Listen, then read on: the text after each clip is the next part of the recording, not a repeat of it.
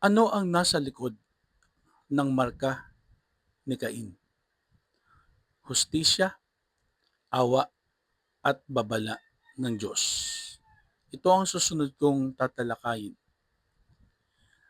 Doon sa Genesis 4:15, at nilagyan ng Panginoon ng isang tanda si Cain upang hindi siya patayin ng sinumang makatagpo sa kanya. Isa sa mga madalas na tanong sa Biblia ay, ano ba talaga ang tanda ni Cain o yung Mark of Cain?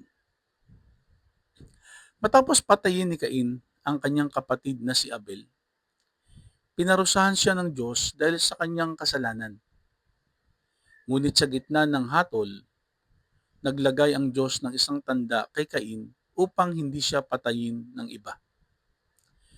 Mahalagang maunawaan na hindi malinaw na sinabi ng Biblia kung ano mismo ang pisikal na anyo ng tanda.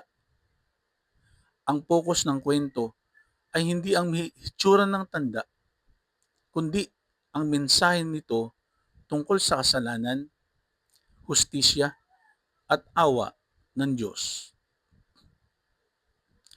Una, ang tanda ni Cain ay resulta ng kasalanan. Genesis 4:10, ano itong ginawa mo? Ang tinig ng dugo ng iyong kapatid ay sumisigaw sa akin mula sa lupa. Si Cain ang unang taong nakagawa ng pagpatay sa Biblia. Dahil sa inggit at galit, pinatay niya ang kanyang kapatid na si Abel.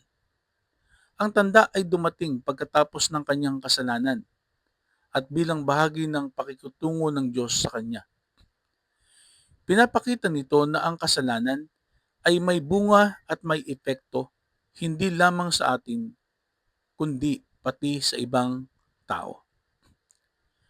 Kapag pinabayaan natin ang galit, inggit o sama ng loob sa ating puso, maaari itong humantong sa mas malalaking pagkakasala. Mahalaga na agad nating dalhin sa Diyos ang ating mga negatibong damdamin. Pangalawa, ang tanda ay hindi lamang hatol kundi proteksyon. Genesis 4:15, nilagyan ng Panginoon ng isang tanda si Cain upang hindi siya patayin ng sinumang makatagpo sa kanya. Bagamat pinarusahan si Cain, hindi siya pinabayaan ng Diyos. Ang tanda ay nagsilbing proteksyon laban sa paghihiganti ng ibang tao. Makikita rito ang dalawang katangian ng Diyos. Una, siya ay makatarungan at nagpaparusa sa kasalanan.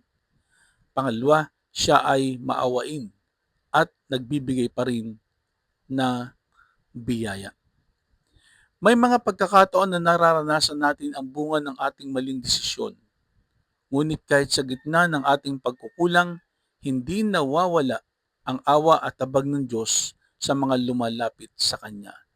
Pagpapatuloy po natin ito sa second part. To God be the glory.